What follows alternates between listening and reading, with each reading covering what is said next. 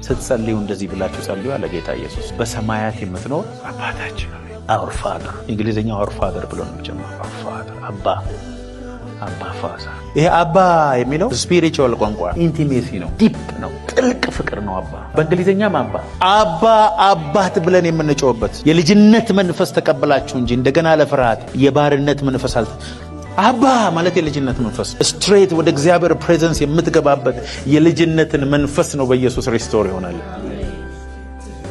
አባትነት ሁሉ በሚሰየምበት በአብ ፊት እንበረከካለሁ የሚለው ቃል አባትነት ሁሉ ከሚመነጭበት ነው የሚለው። ፋውንዴሽን ነው እግዚአብሔር። አባት ማለት ምንጭ ነው ብለናል። እግዚአብሔር የአባቶች ሁሉ ምንጭ ነው። አባትነት ሁሉ ኦል ፋሚሊ ሶርስ ከሆነው በእግዚአብሔር አብ ፊት እንበረከካለሁ። በመንፈሱ በውስጡ ሰውነታችሁ ባህል እንድጠነክሩ ክርስቶስን በእምነት በልባችሁ ይኖር። እናንተ ስርና መሰረት በፍቅር እንዲጸና ከቅዱሳን ሁሉ ጋር ስፋቱ፣ ርዝመቱ፣ ከፍታውና ጥልቅነቱ ከመታወቅ የሚያልፈውን የክርስቶስን ፍቅር ለማወቅ ትበረቱ ዘንድ እስከ እግዚአብሔር ፍጹም ሙላት ደርሳችሁ ትሞሉ ዘንድ።